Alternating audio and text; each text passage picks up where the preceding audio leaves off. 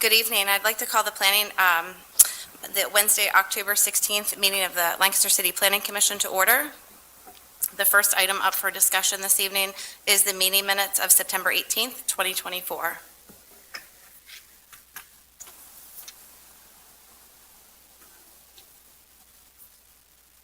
I'll make a motion to approve the minutes. And I'll second. We have a motion and a second. All in favor? Aye. Aye. Aye. Aye. Aye. Aye. Any opposed? Ayes have it. Motion carries. Moving on, subdivision and land development. We have a sketch plan submission that we're going to be hearing tonight regarding Sycamore Ridge at Sunnyside Peninsula. This is just a sketch plan presentation, so there will be no voting on our end here. So Lauren, do you want to kick us off and then we can turn it over?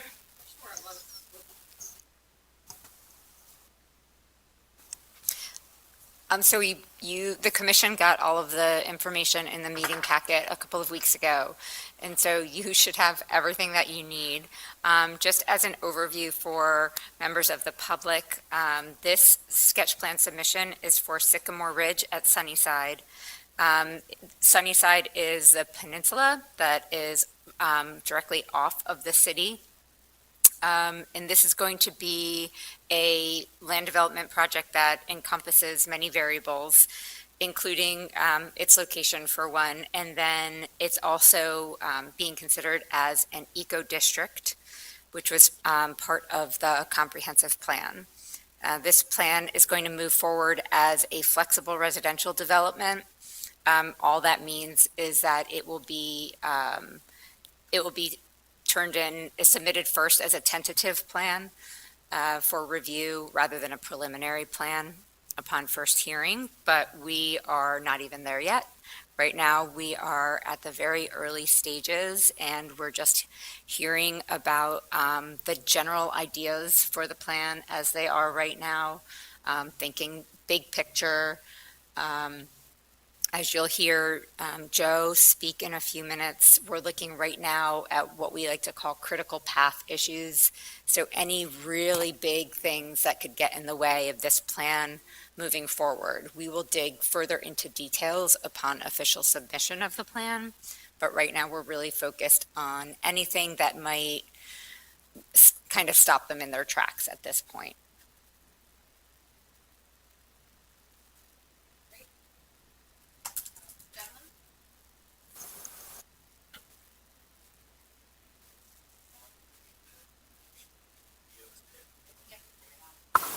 Okay, is this mobile?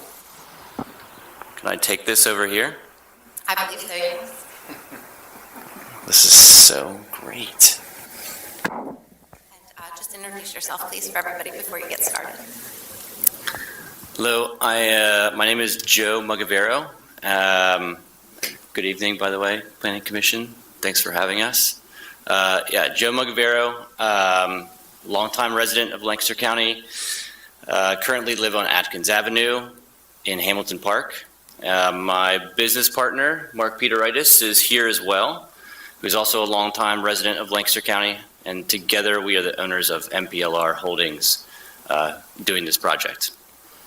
Both of us are fathers of two young boys under 10 and are blessed to have some of the most supportive wives you could ask for, so it's really great. And over the next 15 minutes, we want to talk about this project, but first wanted to start to share a little bit more about who we are.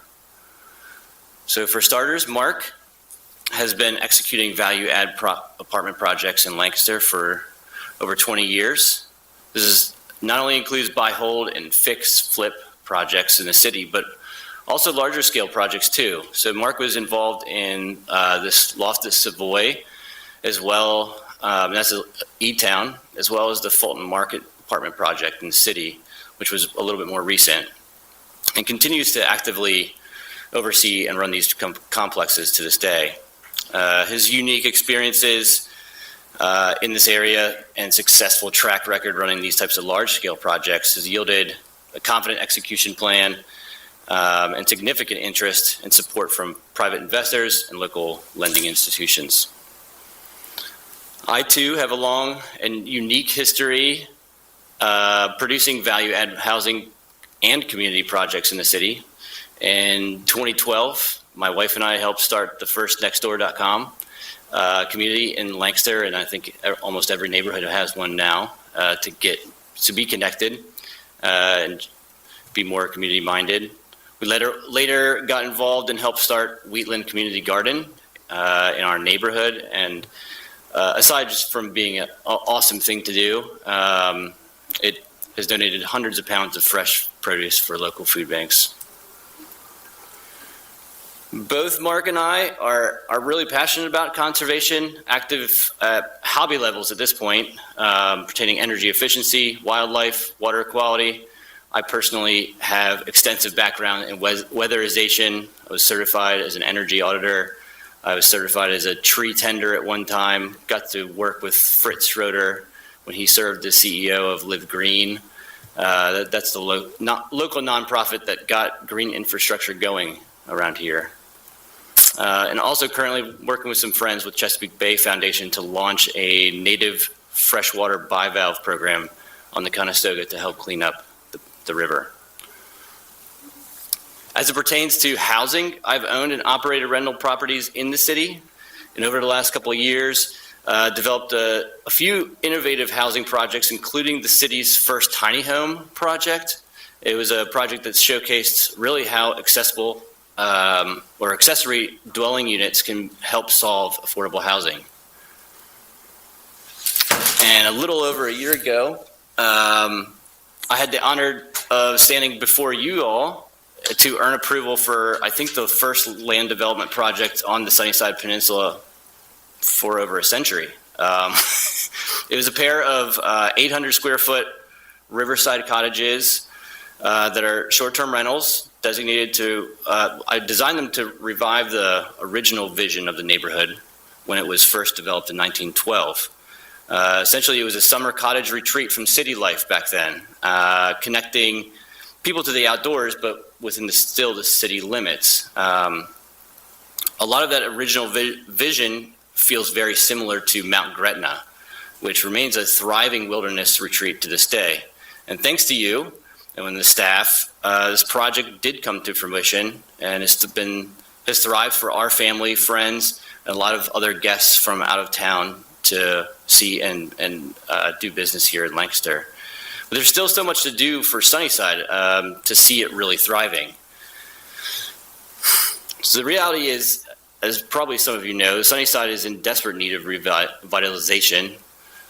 The original summer cottage retreat vision stagnated and never really recovered once the automobile became more mainstream. Great Depression hit, big flood happened. Peninsula then it kind of accumulated a history of undesirable nuisance land uses. Housing and farms, farmland was actually replaced with a limestone quarry, 10-acre auto salvage facility, and then a juvenile detention center, which remains operational to this day. For the few homes that remained, it wasn't until 1989 the city provided water and sewer, and there's just a lot of nuance there. But all that to say, and yet to this day, I feel like there's a community of residents called the Sunnysiders, many of which are economically disadvantaged, persist to live there despite substandard housing conditions and lack of basic infrastructure improvements. Sunnysiders are some of the kindest, nicest people I've ever met. I'm proud to now be part of their community, and I'm committed to see it restored and thriving again too. And that's a lot of the reason why I'm here today. We intend to couple the momentum and the concepts that I used to produce the last successful project and redevelop this abandoned junkyard into something we can all be proud of. So something like this. This is a rendering of what Sycamore Ridge can look like based on our current plan layout. And as planners, I think you guys have an opportunity to join us in doing something really impactful for our community, helping us modernize the original vision of the Sunnyside Peninsula and apply it to the current needs and desires of Lancaster City. I mean, this will be a unique residential nature community that respects the history of the one before it, yet boldly leads by example through thoughtful design and sustainable future. And as mentioned before, yeah, a year ago, almost to the day, the city, with your help, adopted its first comprehensive plan in 30 years. And that plan included a future land use map. So shown in green, there's a lot of areas that are kind of getting repurposed to become more parks and rec.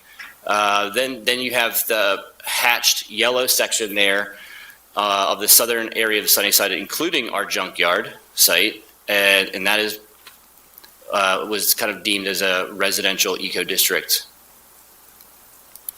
And although the city hasn't yet adopted any regulation to support the eco district, we are working closely with the city to ensure we are integrating sustainability into all aspects of its development. Listed a bunch of themes up here. I don't want to go into crazy detail, but there's a lot of themes and strategies that we've already gone through, and they're deeply embedded into our plan already. I do, however, want to make a point that is, I feel like it's imperative to see whatever efforts get deployed, whether it's our project or the overall project of the eco district, that it is very inclusive of the existing Sunnysiders. I feel like this means putting more emphasis on lifestyle and community and less on awards and certifications. Ironically, I feel like the Sunnysiders already have built an incredibly tight-knit community, and one that by definition already looks very similar to successful eco districts around the world, and we honestly would intend to build on that. So first and foremost, this means keeping to and respecting or respectfully blending the new with the existing look and feel of the neighborhood and infrastructure. And as it pertains to the actual housing, we're doubling down on the proven concepts of my last project. So the houses will be small, there'll be little cottages, simple, single family, market rate river cottages that are affordable by design with upgrade ready, renewable and energy efficient options. This is a floor plan and rendering of one of the unit types that we plan to build. There'll be a mix of detached and semi-detached units designed to connect residents to the outdoors. As it pertains to the site layout, the vision of Sycamore Ridge is based on Ross Chapin's pocket neighborhood concept. This is an example of one. He actually literally wrote the book on it. It's a concept that he developed to emphasize community and small living concepts. A pocket neighborhood is a clustered group of housing or houses gathered around a shared open space. So that shared open space can be a garden, a courtyard, pedestrian street, a series of joined backyards. By design, they provide a protected, vehicle-free environment for people of all ages to play, enjoy nature, and engage with their neighbors. And this is essentially how it has influenced our project. So just to orient you, plan north, or the left side of the plan is north, where the Juvie Center is, or the quarry. So this is our project is a zero lot line planned community development of 75 to 80 residential homes, all pocketed around central shared green spaces with the intent to inspire community engagement. So as you can see, even the sidewalks will be pulled away from the streets and integrated into like the safe confines of the pockets, allowing children, people to be able to play and be away from vehicles. The pocket community green spaces will also feature shared indoor and outdoor amenities, all built around a community garden concept, which I know a little bit about, and designed to incentivize people of all ages to be outside more. These amenities and benefits will also connect the broader Sunnyside community and be open and available to Sunnysiders. So this all sounds easy, right? No big deal. I think that by now you probably understand that this isn't your average project, and we aren't your average developers. this project is probably more personal for all of us than it is anything else. And I think plain and simple, Sunnyside just needs a win.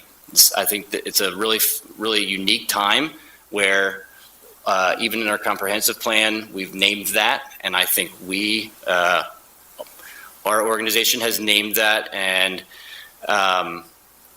last year, you believed in my concept and helped me build the prototype. This year, I'm asking you to help us see it through. And that's pretty much my presentation. I wanted to now kind of highlight again the critical path areas, key issues that have come up during staff review. You should have all received that our submission a few weeks ago. And so, yeah, we were very eager to gauge your support on a few items. For starters, I think it is important to just review how this project is being filed and the purpose behind it.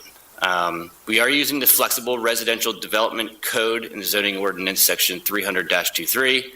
The intent of an FRD is, among other things, to allow for developments on lots with physical constraints such as steep slopes, and to allow innovation and creativity within tract regarding arrangement of structures, dwellings, and related infrastructure.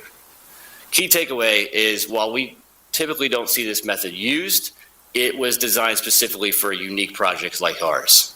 And it gives you special powers to help provide relief as needed to see good projects happen. Next, it's important, I think, to review what's ahead and how integral you are in the process. So obviously this project is pretty big.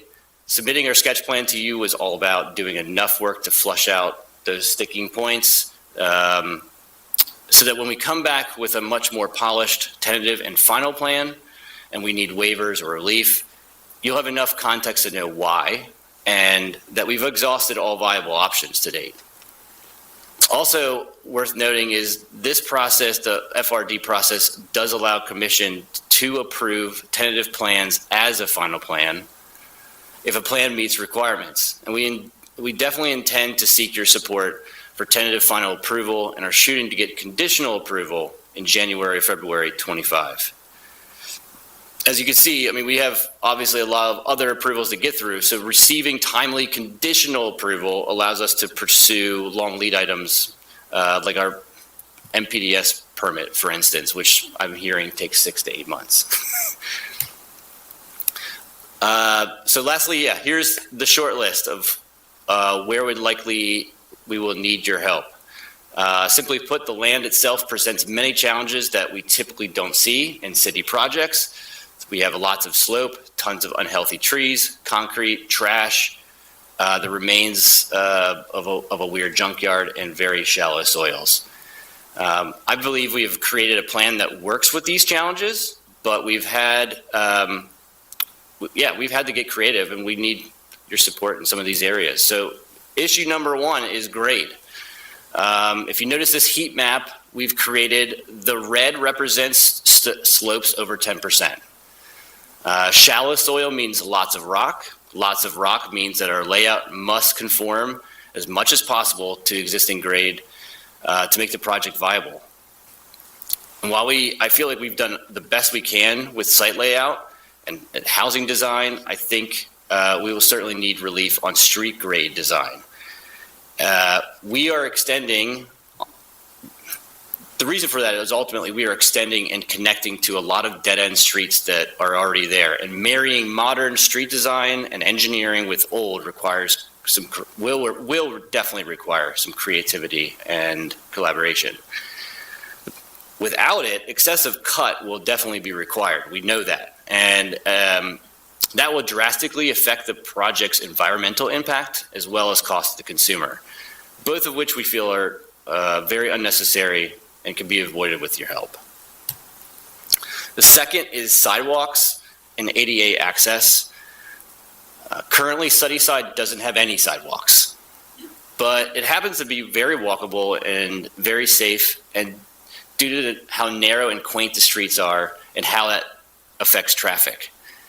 And as you can see, we kind of intend to keep that same look and feel but going a step farther to add intentional pedestrian circulation. So it's hard to see probably, but in green, you can see how the community will be connected in a network of off-street sidewalks that are shaded by trees. And in orange, cyclists will share the roads as accommodated mixed traffic.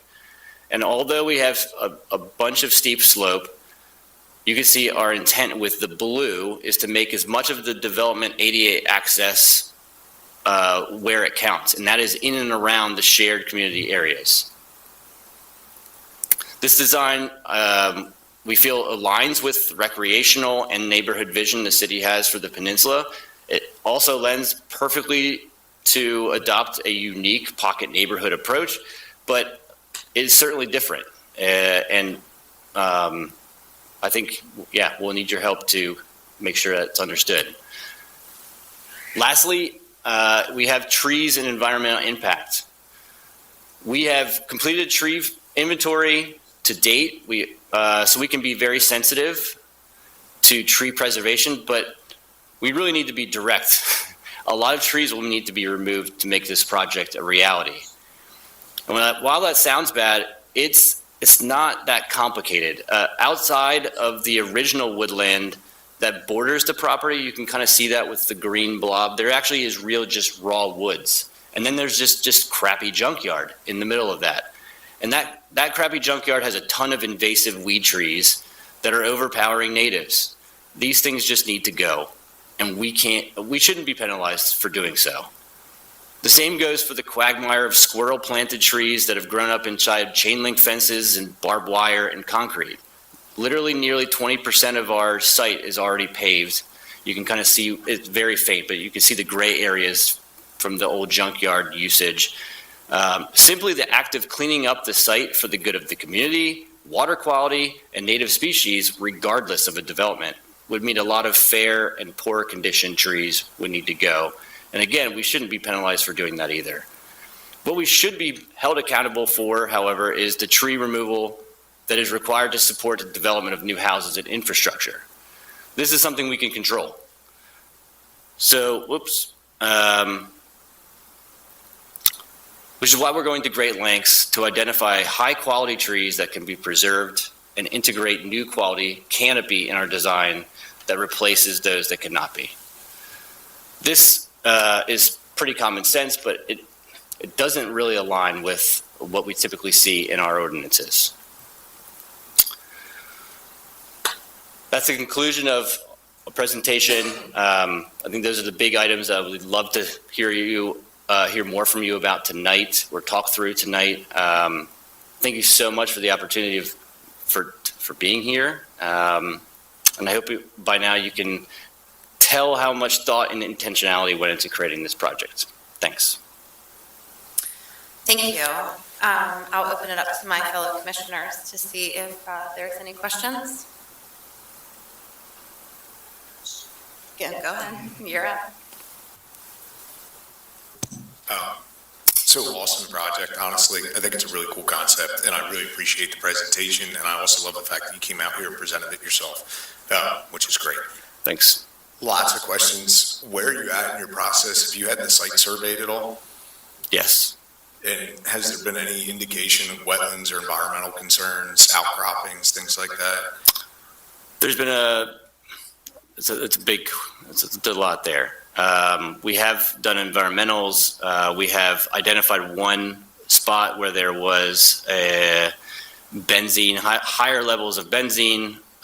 It's a controlled area. We plan to remove it.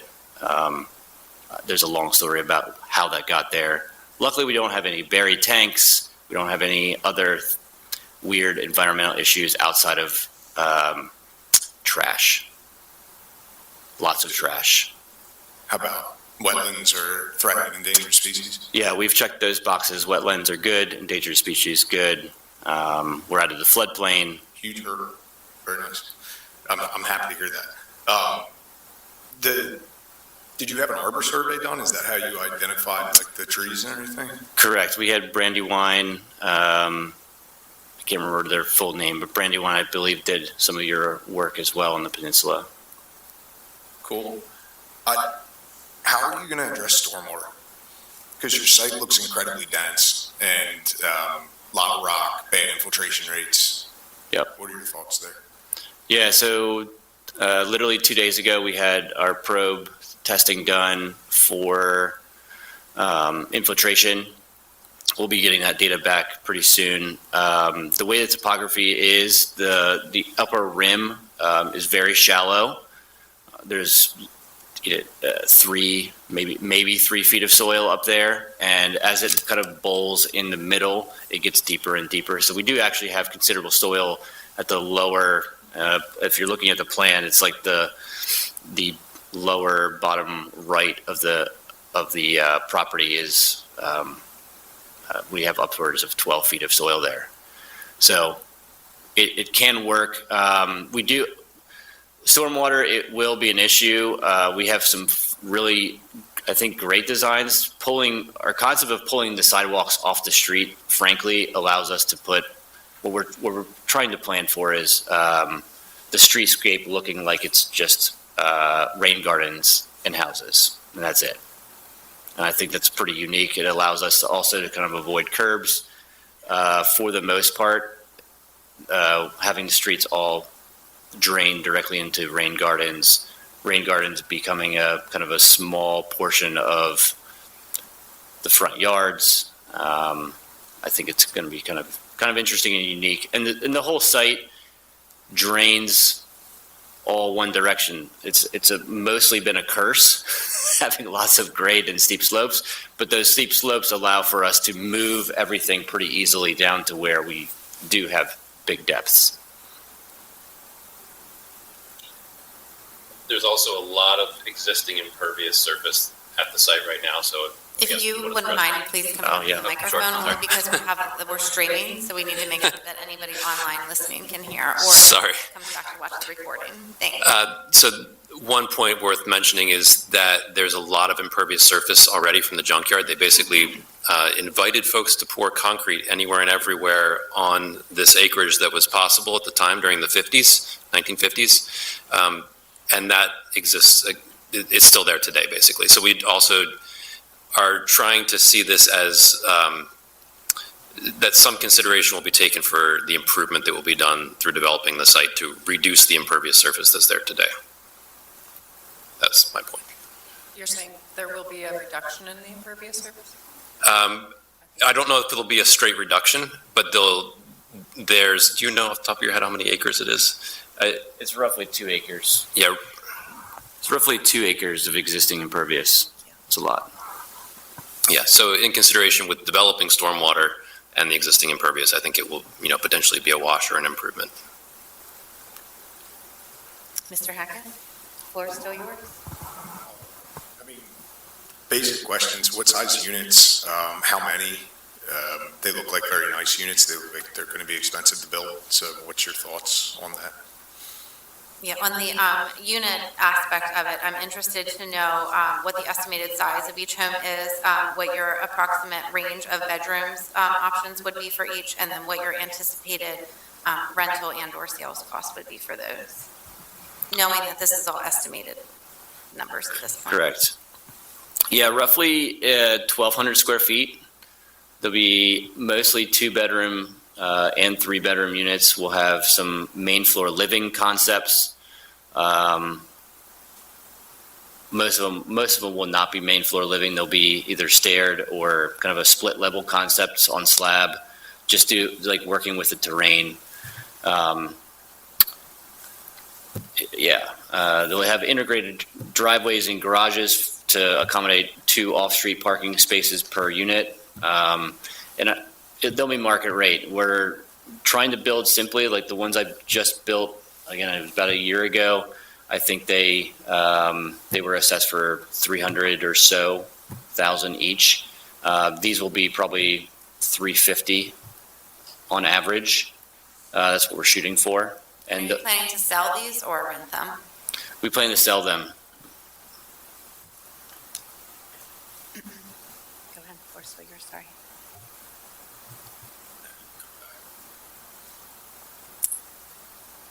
Questions?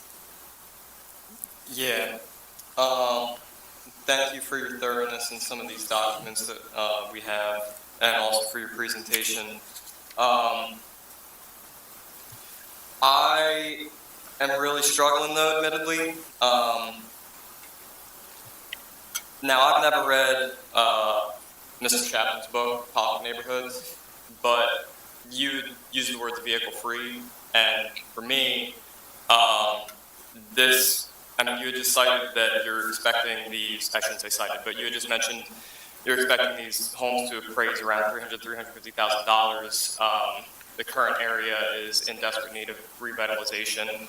I'm struggling to see how this development and this style of living is in line with the idea of an eco-district being a car-centric neighborhood, and at the price point, how it's not going to have some form of negative impact potentially on the neighbors around there.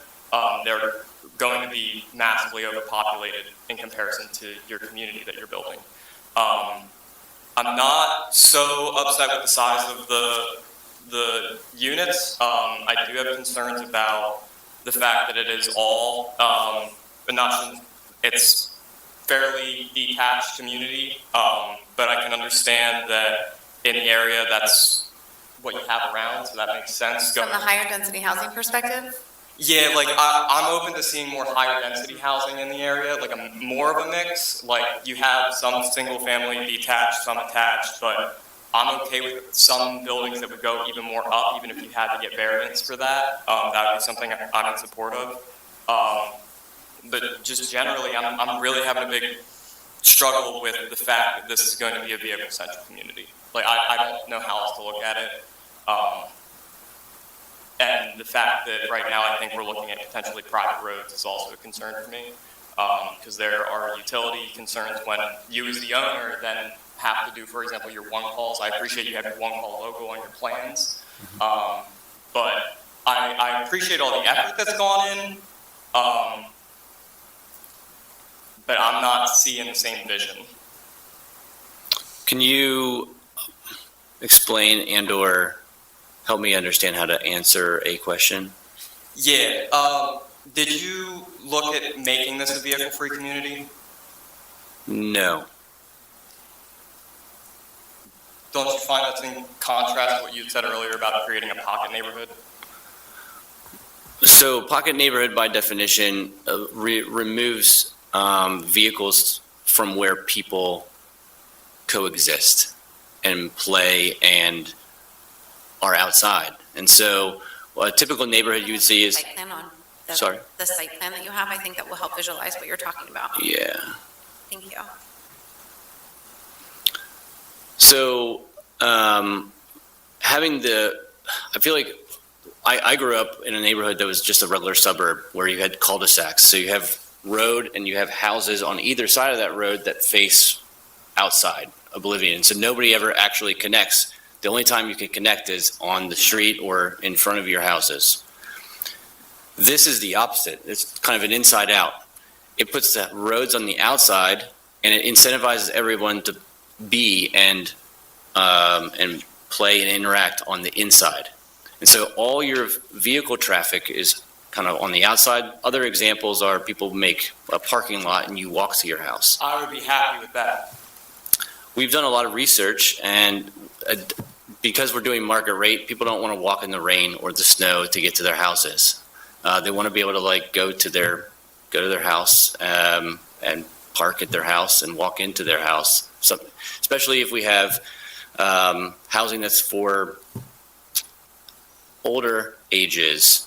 We're trying to produce housing that is main floor living for 55 and older people if they wanted to be part of this community too. That to have stairs, to be able to have to walk from a parking lot to your house is just not suitable.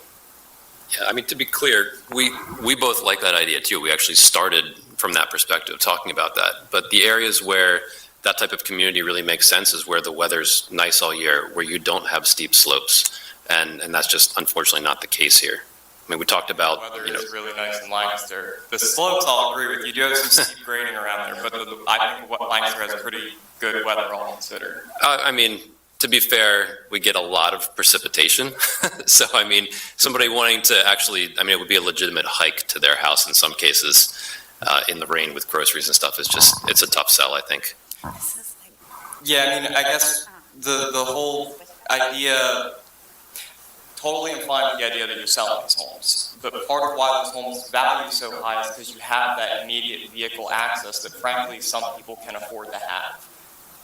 And also the history of this site, I mean, we're talking about revitalizing original vision of a summer cottage. I don't know exactly when that plan was drawn up, but I'm assuming that cars were still on the rise at the time. I don't really know that putting a driveway in everybody's cottage makes sense. Now, if you said to me, like, okay, maybe the front few houses have some private access, maybe they're a higher price point because you have your driveway or garage, I can get that. And then the other back lot homes have to use a parking lot. That's like a reasonable mix I'm cool with, but we're building a whole private road network in this area, and we really could, if you didn't have so many roads, you might be able to build more properties. Sorry? If you didn't have so many roads, you might be able to build more properties. If I could just add kind of a thought, and unfortunately this site is in a context where, you know, living car-free is a lot less viable than, say, somewhere that was more interconnected. I mean, there's a great example of a new completely car-free neighborhood. I think, is it in Phoenix? Cul-de-sac, I think is the name of it, ironically. And what makes that community work is that it's right on a light rail stop. So there's a lot of exterior interconnectivity with the wider transportation network. Unfortunately, this location, you don't have that. I don't think there's even a bus stop anywhere near there. And we've already discussed that topography can make, you know, riding there by bike or walking challenging. Even if there wasn't topography issues, it's not very close to any kind of shopping or other amenities that would make a car-free environment, you know, easier, more attainable.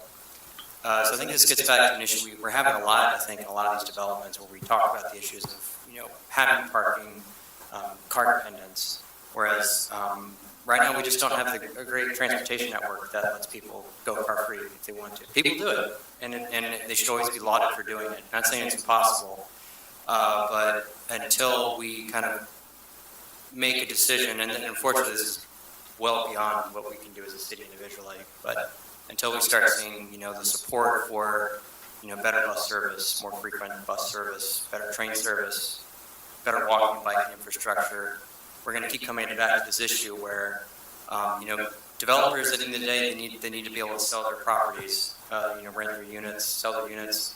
And right now, a key part of that is they have to offer their customers the ability to travel to and from their homes. And unfortunately, right now, the most direct way for a lot of people to do that, who have the ability, I definitely hear you saying there are people, a lot of people in our community, to whom either the expense of a car is not attainable or it's very burdensome on them. But at the end of the day, we have to come together as a region, as a state, to start offering better alternatives to the car.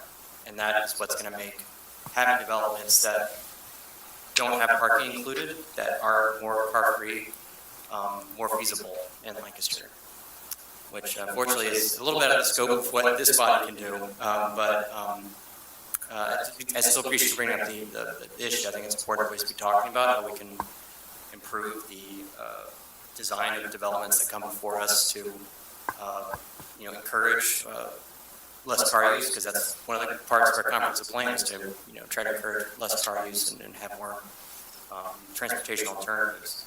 But I think for this site specifically, that's a pretty huge challenge, and I think we should be careful about trying to ask individual developers, you know, trying to do something that really is the job of, you know, our larger transportation governance structure, if that makes any sense. So I think that's kind of, those are my thoughts.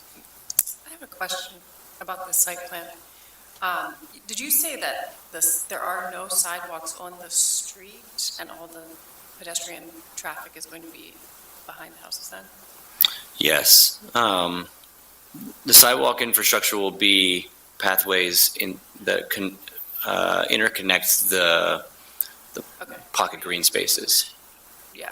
Okay, so there are no sidewalks on the actual. Are no sidewalks. A lot of the reason we did that is to match the existing infrastructure of the neighborhood. Again, there's no sidewalks, but I think to maybe even address the more of the parking slash even private streets concept. Those streets are all 22 and they're kind of overgrown, 22-foot wide, and so that's enough for 2 cars to pass. But it's certainly not enough to put parking. If we made a 30 or 36 cartway like you see typically in the ordinances, that would obviously invite on-street parking, but those streets would be massive and it would look totally bizarre in that neighborhood. So I have another couple follow-up questions here. Yeah. So the gray is the parking, so there is parking in a pathway between the houses, like in the center? Right. hmm Okay, for vehicle traffic, There's near the public asset facility. Yeah, we're going to have a small parking lot in the central area of that area, and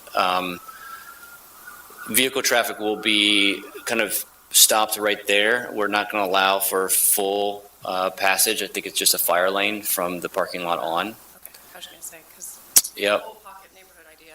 Yeah. It seems like there shouldn't be parking back there, but I see. And then the buildings on the east side and the far west, they don't have a walkway between them? Because there's no sidewalk? Plan east or Yeah, right side of the screen? top and bottom would be. Okay, okay. Yeah, so Plan East is kind of amazing because it's on a huge cliff. I see, right. Yeah. So they're going to be buying a view. And no direct, like. There will be no sidewalks or infrastructure behind their homes, although I think eventually the city will be putting in a new greenway trail, which is will be very visible, and we'll ultimately want to connect to that when it comes. But yeah, they would have to essentially cross the street to jump onto any of those. I guess my thought or recommendation is to incorporate those properties on the edge, pull them into the pocket neighborhood. Like, is there a pathway that they can have access or, across the street? I don't know. Yeah, it's a good thought. We'll look into that. And one more curious thing, the public Yes. access facility, what is going to happen there? So we wanted to kind of have the core of it be a community garden, and that way it's just with my history with the Wheatland Community Garden. It's just amazing how many people even drive there to have a garden there, and all the amenities that a garden needs. I think we can easily produce here, and like being in Sunnyside in general it's magical. You're in the woods, and I think the reason we have even a parking lot there is I think whether you're a guest and you have nothing to do with a garden, or you're a guest and you might just be from Walnut Street and have your garden here. I think that's really unique and cool. The church, the Sunnyside Mennonite Church, already has a small garden that they have just a few attendees that use it. So I think we're going to try to join forces with them, as well as open it up to the rest of the community. Yeah, just one note as you're looking at the plan there, that big brown rectangle probably looks like a massive building, but we're not necessarily proposing that it's a singular building. It could be a series of small stations, like a small pavilion with water access, a small pavilion with some grilling stations, some fire pits. Like, it's kind of unknown at this point, is the bottom line. So from what I know about pocket neighborhoods, that center green space in the middle is, the purpose of that is to bring the community together with, areas of rest, social gathering places, things like that. So I think if you gentlemen are really going to consider this pocket neighborhood concept, you need to strengthen that component within that overall neighborhood. I think you need to think about recreational activities, nothing like huge or substantial, but something small for a kid to play on. a bench or a nice chair that, an older individual could sit on to rest as they're, enjoying the view or speaking with their neighbors or something along those lines. I think that it needs to be something a little bit more than just a community garden, and not everybody is going to be involved in a community garden, and I think those gathering spaces within the Pocket neighborhood, I think part of what makes those spaces special is the fact that they can attract a wide variety of individuals to them, because it is supposed to build community. It's supposed to allow you to get to know your neighbor better, and make the friends and do all the things. It's good feedback. Yeah, and we completely agree with you on that. I keep in mind that this sketch plan is maybe, we stress the community garden, but that wouldn't be like the only amenity or the only thing there. Just to follow up, so like my first questions were really about feasibility, which is just a result of this site being tried so many times. So I was just curious how far along you were, and I'm very happy to hear that you've gotten positive results on some of your environmental stuff specifically. So I hope that this project gets legs and continues to move forward, because I do think it's cool.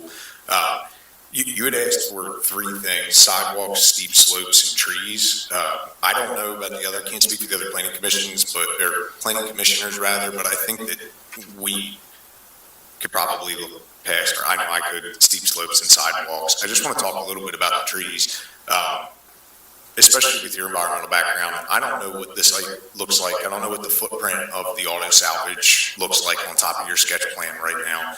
But you had mentioned some invasives that need to go and things like that. And while I agree that invasives aren't good, you have a pretty well-functioning ecosystem there. So I guess my comment would be, as you look to reestablish, that's a good one, but obviously it doesn't have the site plan on it. But Yeah.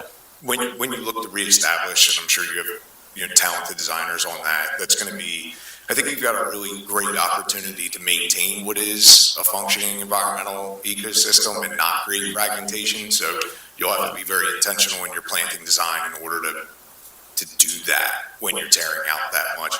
Even though it's invasive doesn't mean that it's not supporting an ecosystem. So to your concept, I think you'll have your work cut out for you, but I'm sure you guys will achieve it. Yeah, I appreciate that. I think I think we are. It definitely is a sticking point. I mean, there's I can't remember how many inches of tree we have out there, but when you have an invasive Norway maple that is in horrible shape that happens to be 50 inches in diameter, I have to put 25 new trees in to replace that. Yeah. And those 25 new trees, when you start doing the math, it's just it's not possible. You'll have like thousands of trees to replace things that just probably should just go away. Yes. I mean, there's ways to do it with whips and reforestation and 1-inch trees and things like that. I'm just trying to implore you, and I'm not saying, I do not know enough about the site to really say what you guys can and cannot do. But as you look to reforest, I think it could be a really cool place. We can't really enforce that reforestation legislation because it's not in Saldo, but I'd love to see it happen. So I have a question regarding just the overall peninsula as a whole, right? You are going to be a portion of that. That peninsula looks very different than what you are proposing here. I mean, it's night and day difference. So how do you blend those two very different neighborhoods together? How do you make the existing people who have made Sunnyside Peninsula what it is, maintain the pride that they have within that area? And how are you not, I mean, I just would think if I lived there and I was somebody coming in, big fancy developer, gonna put all these cool houses in, I'm going to feel a certain way about it. So it's important for you, I think, it's essential for you gentlemen to ensure that they understand what is happening, their voices are heard, and that you incorporate them, not necessarily into the project, but into the project. Mm-hmm. So I'd like to hear your thoughts about how you're going to do that, not only from a characteristic standpoint, but also from an aesthetic standpoint as well, because the design of the houses clearly don't align with what is currently on, that property. Yeah, that's a good question. So I've had the pleasure of getting to know these people, these Sunnysiders, for last year and a half, just doing my project. And I certainly got that vibe as well. I made it a point at that time to connect with as many of the neighbors as I possibly could in person. And over time, I've come to know many of them. We've had a community meeting there, a formal one, but I've literally been door to door with the entire neighborhood, spent hours talking to many of the people in the neighborhood. I think we had over 40 in attendance.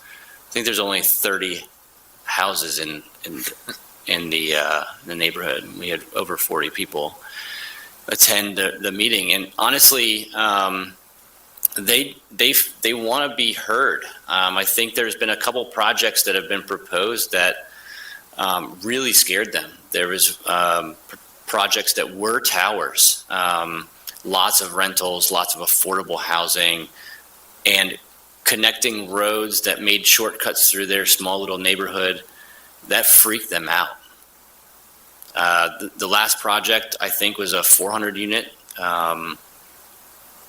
This is 80, only on the junkyard, which everybody hates and wants to see go away, right? And so, there's a gentleman specifically. He's like, my wife, we really don't really like your style. But we like how small it is. We like your idea.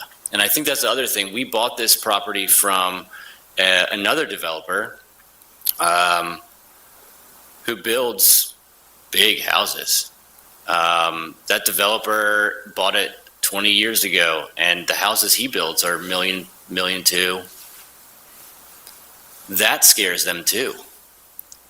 So the gentleman I was talking about that has a wife that doesn't like my style totally came back on that and said, look, at least it actually matches the fabric of what's here. We're not creating McMansions and putting up gated communities. We're not putting up towers and bringing downtown into Sunnyside. We're trying to do something that, yes, aesthetically is a little more modern looking, but it literally is exactly the same size as the houses they have. That's actually one of my, you haven't.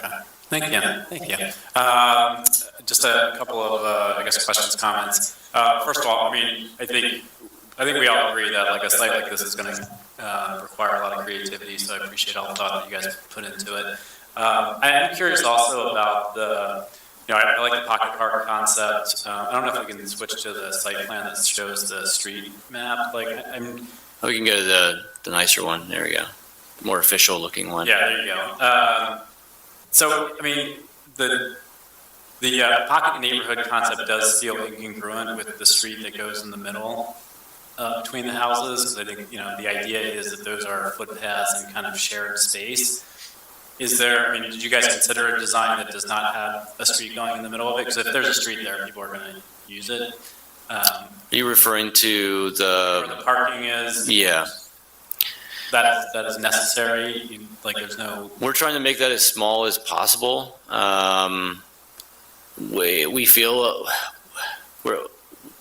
it's still an iterative process. The thought process behind that was instead of having guest parking is, I feel like every developer makes places like this and they get their 2 spots on paper and they get approved, and then everybody wants to show up and be a guest and there's nowhere to park and it's super awkward. So we wanted to produce guest parking to some degree and be thoughtful about where it is. It made sense to, if there's pavilions and if everyone was hanging out in the middle where everyone wants to hang out, that's where you'd want to be if you were a guest or that sort of thing. We are absolutely going to be cutting that off for through traffic. So, I mean, I don't know if it's a barricade or a gate or I don't know what it is. It will basically be a footpath or a larger walking path for the northern portion of that beyond the parking area. And we'll, of course, try to make that parking area as small as possible. Okay. And then, so for parking, did you say there's 2 parking spaces per unit plus guest parking? 2 parking spaces per unit is accommodated with the housing. Yeah. And then, so yeah, we're just adding more based on just realities. Yeah, I mean, I completely agree with Porter that, like, I don't think this would work as a vehicle-free area, but I could see a number of these families only having 1 vehicle. So it feels like you're accommodating maybe more vehicles than is necessary for a site like this. So yeah, those are my comments kind of about parking in the streets. I also am curious regarding the pricing. Like, did you look at, because there's obviously a big difference between single-family houses and towers. I mean, did you look at, like, duplexes or fourplexes, or, like, is there a way to get a little bit more density and then, ideally that lowers some of the housing costs? We did. Essentially, I think it comes down to just hearing the neighbors. I think density of, again, having an apartment building just means it's a bunch of rentals. Most of the people in the neighborhood, there's a couple of slumlords still, but most of the people in the neighborhood own their property and they're very proud of that. And I think to produce something, I think we have, 1,500 units coming online this year. They're all rentals. You can't buy them. And I think it's important to produce some property that can be bought at a really fair price. So our comprehensive plan notes a master plan design for Sunnyside Preserve. And I know that there are some thoughts about some really cool and exciting outdoor rec opportunities within that preserve itself. The city owns a pretty substantial amount of land within that area. I'm really interested to see how you are working with the city from a flexibility standpoint to understand the bigger, broader picture of this particular area and what you and your team are planning on doing in order to help us achieve some of those really cool amenities that we hope to add at some point. Yeah, we're very excited to see some of that come to fruition as well. I feel like we're probably one of the first steps. I know there's work being done with the environmental center. I've obviously seen all the comprehensive plan content. I mean, it's very exciting to have.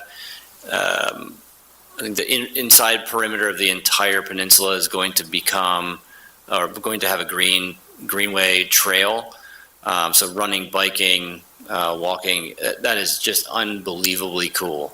Having access to that quarry, opening that up, I'm not sure if that's going to be to an outfitter or how that will be rolled out. But I mentioned Mount Gretna before. I mean, we all have grown to love going, visiting, living in Mount Gretna, and that look and feel, I think very much could be what we have here in the next 10, 15 years.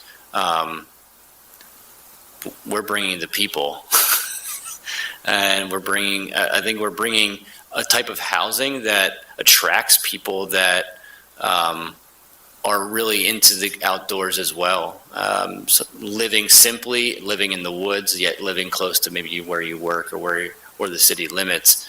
I think you'll find the people that are attracted to these types of homes will be your first and early adopters to anything going on out there.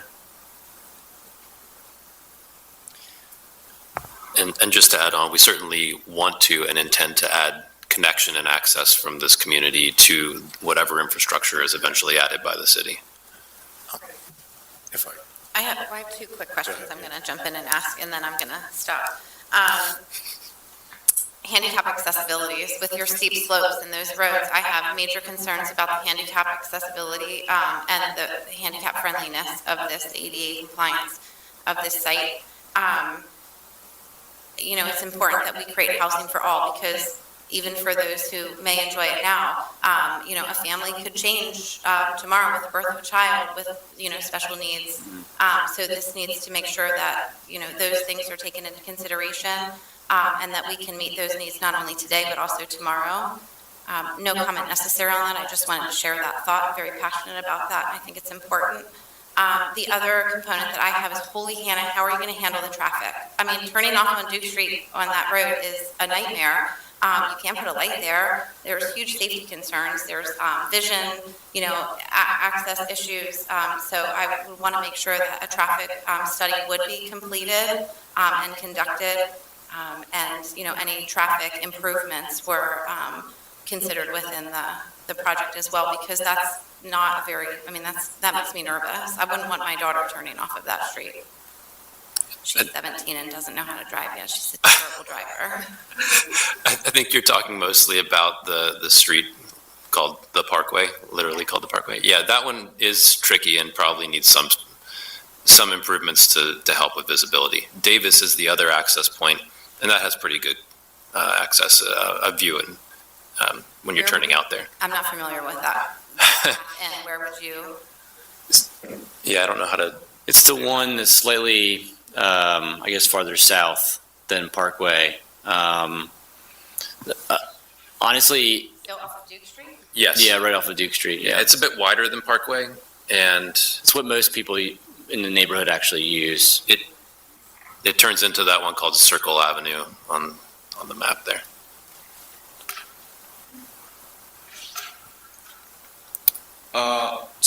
I'm going to agree with my fellow commissioners about points related to the parking in the center, and I would encourage you to move that to the periphery. I do want to remark that, I understand there being mobility challenges as you get older, but you are talking to somebody who's dealt with the older relatives in this family for his entire adult life. I'm only 28, but being an active older person helps you stay alive longer. So I am encouraging of the walk to a certain extent, but I recognize there are mobility concerns with some. So I do hope that you move some of this vehicular access away or off or limited. This is just far too much. And also, the other remark I have is that what I feel I'm looking at, like we keep saying tower, but what I'm looking at is a monoculture. In ecosystems, monocultures can be bad.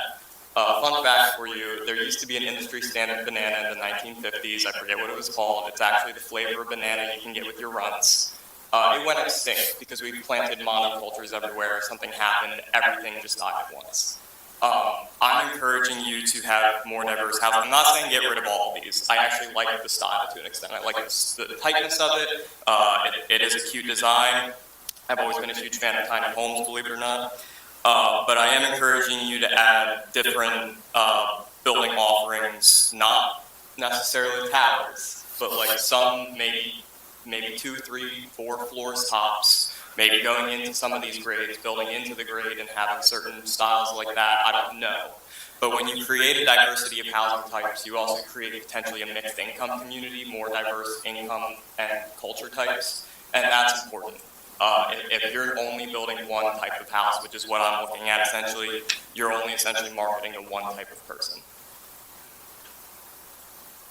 Those are my remarks. But again, I do appreciate all the time and energy you put into this, because this is going to be a big undertaking. I just want to make sure that for the next century that Sunnyside remains, we can look back on it with a lot of pride, not as the continuation of the errors of planners before us.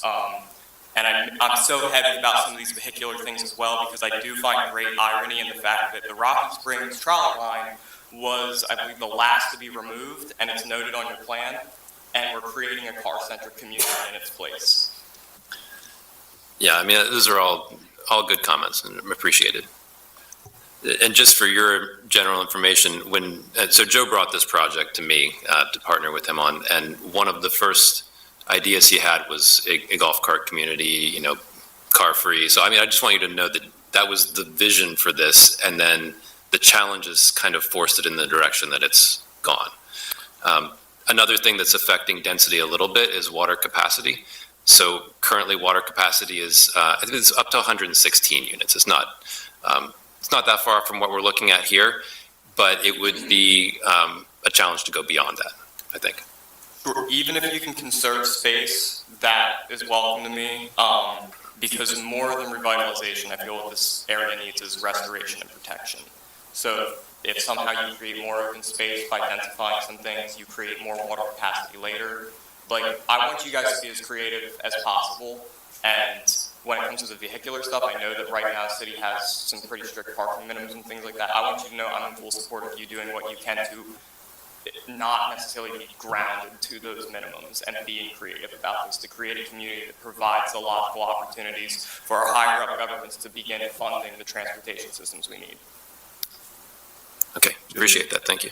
Just my last comment here. I think this is a really great start, guys, and I think you've done a lot of homework in order to get to this point. I think you've gotten a lot of comments from the commissioners that hopefully you can integrate and enhance the plan. But from where I stand, I think that if you're potentially getting $350K out of these houses, there is a cost of doing business to a certain extent, right? Like, construction is not going to be cheap for this, and I think that just to my planning commissioners, I think that's fairly affordable for a single family unit, especially with this much potential challenge to it for a developer to then make profit off of it. So to a certain extent, I'm happy to see it in that range, I guess is what, because as we see, there's houses out there that are, and you're pretty much starting at a minimum single family is 400,000 these days if you're not living downtown.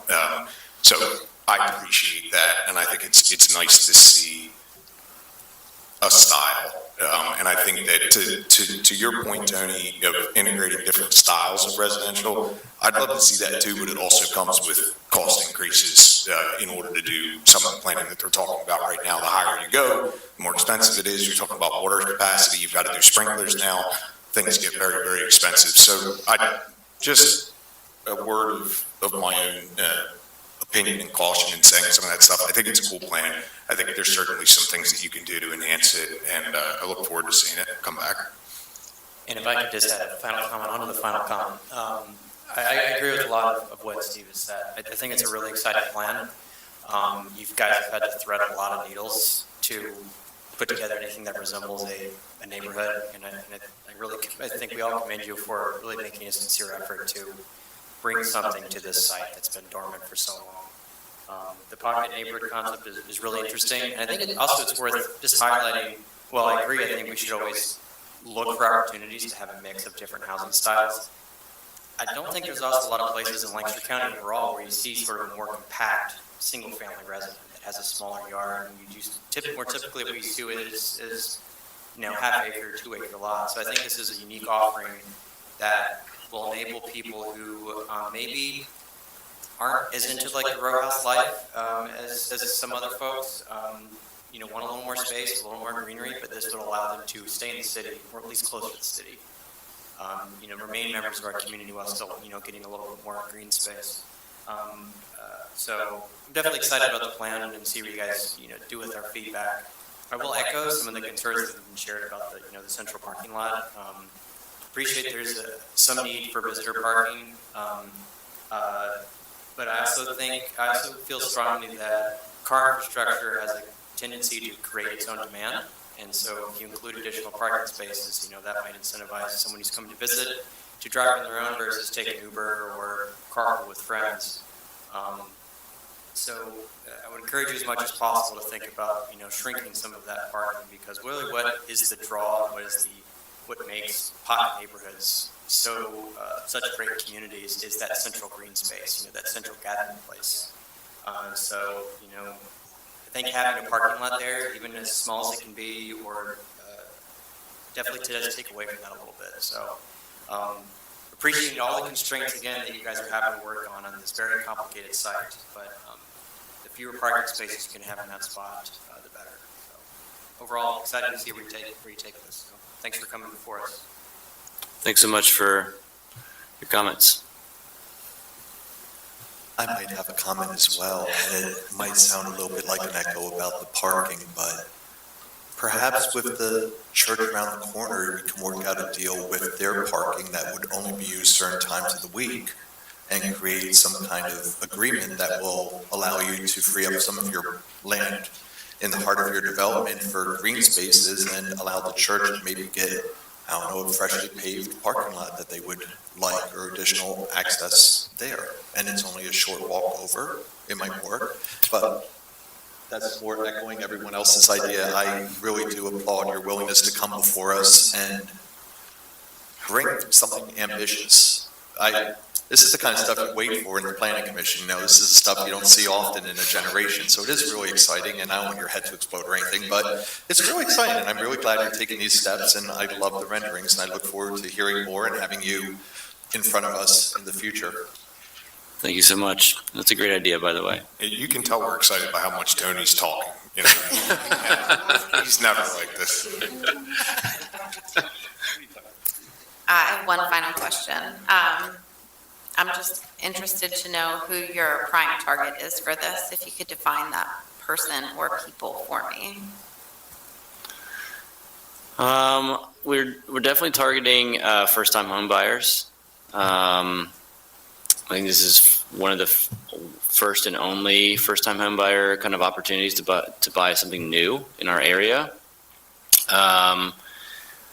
We are building 3-bedroom offerings so that younger families can have an option. 2 bedrooms is just not going to work. Right. So working family, first-time home buyer, like whatever, that's great for a 2-bedroom. 3-bedroom, we will have some, and we will also be very intentional about having main floor living concepts of the 1 and 2 bedroom, or sorry, the 2 and 3 bedroom concepts to attract 55 and older downsizers. Thank you. Does anybody else have any other questions? All right, I'm interested to know if the city has any comments to share or any background. Thank you. Thank you to all of the commissioners as well. Thank you for the amount of effort that you put in. This was a lot to review for a plan of this magnitude. And so I commend you all for your thorough review and for your wonderful questions. For the city, again, essentially our issues were all captured by you and Joe in some way. And so, again, what we're really focused on right now is critical path. And so the good news is that we're working on everything. You know, again, one of the top issues is the trees. Tree removal, tree replacement is going to be a huge undertaking on this property. And it will have very large implications for how the stormwater infrastructure is built. And so they have started to do some of the infiltration studies. There's a lot of studies that need to be done. There needs to be some like geo studies, which I don't know as much about, obviously, but lots of studies to figure out what has to be kind of reconstructed for stormwater management. And then from the tree perspective, what trees can be saved versus what trees need to be removed, and making sure that we are working with the city ordinances as well as understanding kind of where that line is and who gets to make some of those final decisions about the trees. And so there is a lot more to go there. There's also, you know, again, as with any of these projects, there's a big timing issue, right? So you have to get, and Joe was alluding to this earlier, there's a lot of studies, and then like sewer modules that have to be done, and all of these different things in order to make sure everything fits into place. And so right now that's a critical path issue for us. It's just kind of the timing of all of it. one of the major concerns with the tree removal is that, if a lot of trees are removed and then needing to be replaced, the exorbitant cost. And again, Joe addressed that a little bit of what that would look like. And so, again, we're working on it. It's a process. And so the second critical path issue did have to do with the engineering, ADA accessibility, to Nicole's point. And then the final, and perhaps right now the biggest one that we're struggling with, is water. And I think that this is important based on all of your questions about density. So what's important to remember here is that the density is a bit limited because of water and sewer. So knowing, for example, that environmental center is going to become a reality, we have to account for that when we think about this plan. And so we kind of look at what the needs are going to be for that in conjunction with what the needs are for this plan. And so they very much are limited in terms of density. Like what they have now, they really couldn't go more than that in terms of density. In fact, one of the big issues we're having right now is there is plenty of water, and there's plenty of water and water pressure for daily living. And with using one of the fire hydrants that is on Sunnyside, if you open up the second fire hydrant, you lose a lot of water pressure. And so the question becomes one of how we manage that, whether it's an issue of having to install another pipe to increase the amount of water. And it is a fire issue. There is, there's plenty of water for daily use. The water pressure is fine for daily use. Both are fine with one fire hydrant open. It's when you open that second fire hydrant that there's an issue. And so we are working with the fire department as well to try to figure out what the solution is going to be to that. And so we're looking at different alternatives, but it's got to be safe. And so that's a big piece of it for us right now. But other than that, it is in our interest to keep working to move this forward. Great. I'm not sure if we can answer this question right now, and I can go back to it later, but earlier you had mentioned that you would create a tentative plan, and that tentative plan would actually go into an approved state. I'm just interested to know if does a tentative plan hold all the same weight as a plan submission that would come in front of us that we would approve? Yes, so a tentative plan is, it's the same thing as a preliminary plan. And so in the same way a preliminary plan would come before the commission, a tentative plan will come before the commission. And so yes. So would we review that tentative plan and give approval at that same time, or would there be an initial tentative plan review and then the final tentative plan review, or how does that work? And so some of that can be decided along the way to see if the plan is in a position to be able to kind of push it through. In all likelihood, the tentative plan would come first before the commission, and then the final plan would come before the commission separately. Thank you. If I could comment on that, our intent is to have the tentative plan be put together enough to be approved as a final conditional approval. I mean, there's a ton of things from conditional to final approval. There's a lot of cart before the horse items, but we're hoping that, and I think because of the flexible residential development ordinance, we're hoping that we can get the tentative to be as polished and inclusive of what a final would be anyway. So obviously to be determined, but that's the goal, is the next time you see us is pretty darn final. The final decision of that comes from city staff. Agreed. Okay, any other questions for my commissioners before I ask public comment for this? Anybody else? Do we have any public? Well, more of a request. I feel like I need to do this more often.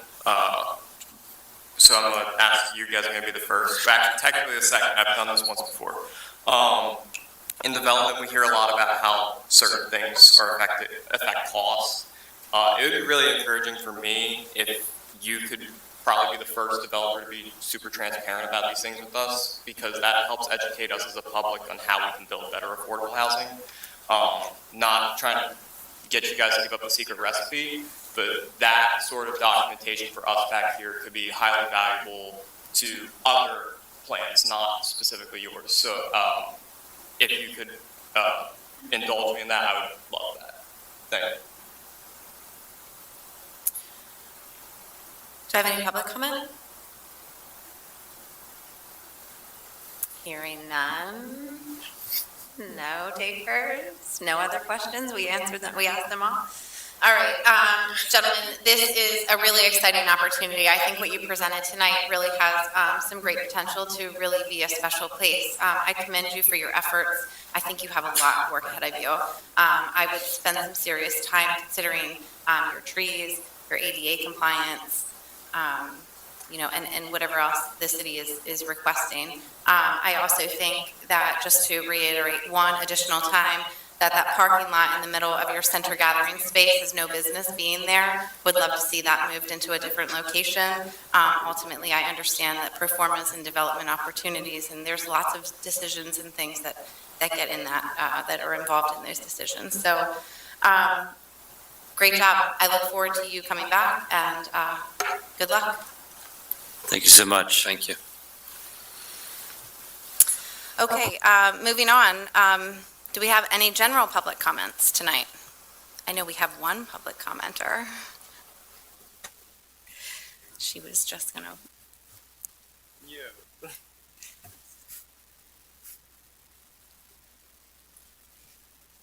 Hi, my name is Joy Whalen. I'm actually here in support of Andrew Whalen because today is his birthday, so I just wanted to say happy birthday to him.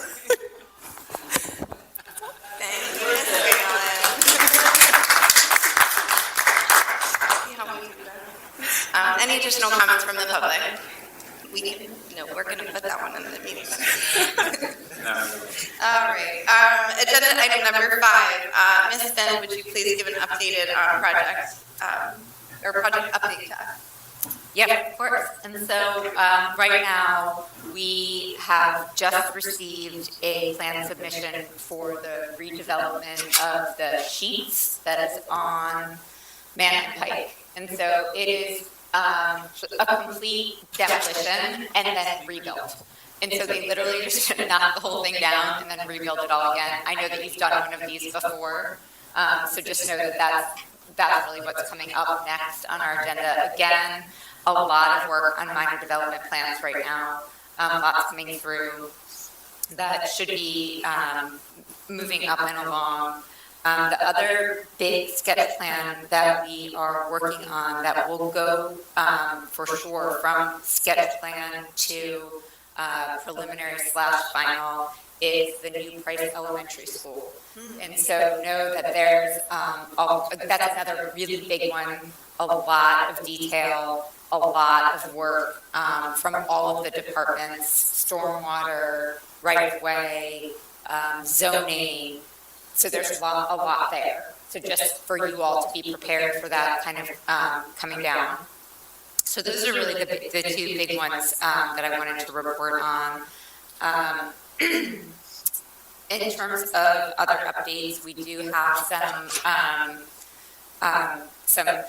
I should say we have a lot of construction happening on a lot of plans that you have already developed, which is very exciting. We have just been working on looking at the housing that's coming online, that has come online over the past year and that is getting ready to come online for early 2025. So all very exciting news. The other update that I actually did want to provide was regarding the East End Small Area Plan. We had our consultants come and spend a day, and they did a site visit of the prison, and we walked around Reservoir Park. They had meetings throughout the day, so they met with the City Alliance and the Economic Development Corporation. They met with the mayor. They met with Pedro Rivera, the president of Thaddeus Stevens, and they met with Ray D'Agostino, the county commissioner. And so in addition to that, the city held a working lunch for many staff, including DPW, planning, the mayor's office, communications. A bunch of people were there to be able to ask questions and to learn more about the project as we move forward. So the next part of that is to go into the community engagement, which we are finalizing our strategy for the community engagement for kickoff with that in earnest in January, February 2025. And Heidi is serving on the project team to represent the Planning Commission. So that is the East End update. I also wanted to provide an update on our start time voting poll. And so it looks like right now the 5:30 time does stand, according to all who voted. That can be revisited if need be. Again, the change wouldn't have taken place until January 2025. And so if we want to bring that conversation up as we approach the end of 2024 again, I'm open to that. But as it stands now from the voting, the 5:30 time stands. The final thing that I wanted to bring up is that there is going to be an EV, electric vehicle focus group run through DPW, and they are looking for participation. So if anybody is interested in participating in a focus group on electronic vehicles, just reach out to me and I will provide you with the link. I think that is it for my updates. Will there be an electronic charging station at Sycamore Ridge? Just kidding, you don't have to answer that. Yeah. Okay, so that also covered our other business for this evening. If there's nothing left for the agenda, well, right, I'm sorry, is there any public, yeah, we just did comment before, yep. Birthday celebrations. Okay, then do I have a motion to adjourn the meeting? Motion to adjourn. A second? I second. I have a motion and a second on the floor. All in favor? Aye. Aye. Aye. Any opposed? Meeting adjourned.